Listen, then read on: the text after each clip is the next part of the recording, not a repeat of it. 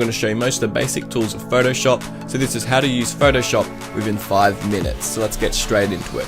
Now once you have Photoshop open, you can just hit Control N to make a new document, and then we can just change all of our document settings within here, and then we can just press OK to make a new document. Once you've made a new document, you can simply double click on the background layer to make it into a new layer that you can actually edit. There's some shortcuts which are really helpful when it comes to your layers panel. Control J duplicates a layer, and then Control E automatically merges the layer with the layer beneath. Otherwise, if you select multiple layers then hit Control E, it will merge them all together. Control G makes a group, and then you can make multiple layers within that group.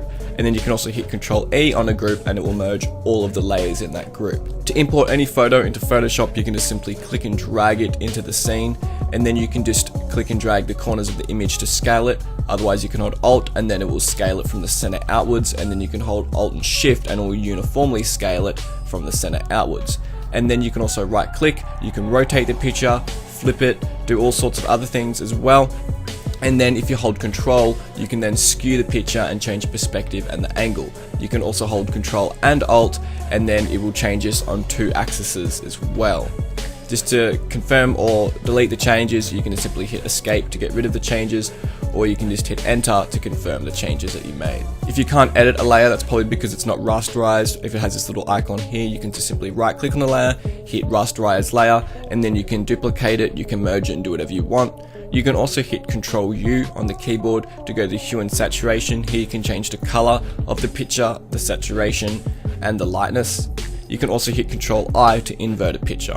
If you want to add any sorts of effects such as blurs and distorts and things like that, we can just go up to the word filter on the top bar here, and then we have this drop down menu here of things like the blur gallery, distort, pixelate, sharpen, all sorts of effects. So if I just quickly add a Gaussian blur to this and hit OK, you can see it adds a blur. You can also hit Control F to reapply the last effect that you used within that gallery. So if I keep hitting Control F, you can see it just adds more blur on top of the previous one. And this also works for multiple effects. So if I go to distort and then add a spherize, hit OK, then I can press Control F again and then it will reapply that spherize. So whatever you used last, it will reapply that.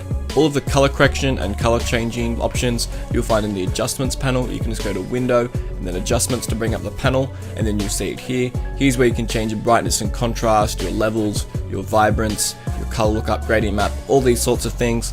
A really common thing a lot of people don't know about Photoshop is the vibrance. The difference between vibrance and saturation increases the saturation of all the colors in the image. Vibrance increases the saturation of all the colors besides skin tones. So if you want to make an image look a lot more vibrant but not make people look orange, then turn up the vibrance instead of the saturation. If you want to add text or any sort of effects or type to your image, you can click T to go to the type tool, and then you can just simply start typing. I could just type in my name here. Once selected that text just by clicking and dragging, you can change the color, and then if you hold Control and click and drag over the font size, that dynamically changes the font size as well. And then up in our top menu, whilst selected our text, we can change the font and all those other sorts of options as far as the spacing, the alignment and everything, and simply just double clicking on the T of that layer selects the text for you. You can also add layer styles to any layer in Photoshop simply by double clicking on the right hand side of the layer in the open space, and then you basically add effects that only apply to that layer. So I could add a gradient overlay to my name here.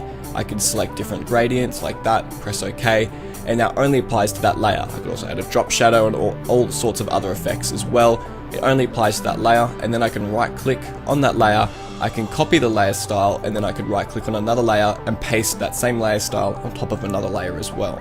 Then you can just right click on any layer and then click on Clear Layer Style to remove all the layer style settings.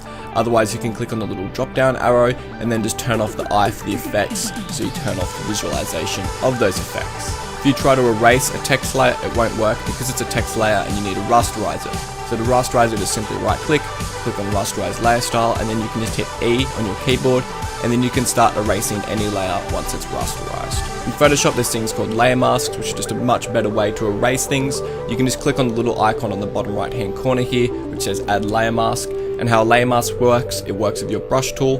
So if you paint in black, it erases, and then you can press X to swap your color swatches to the white, and then you can paint in white. If you didn't know that, X swaps the little color swatches down here, you can see them changing.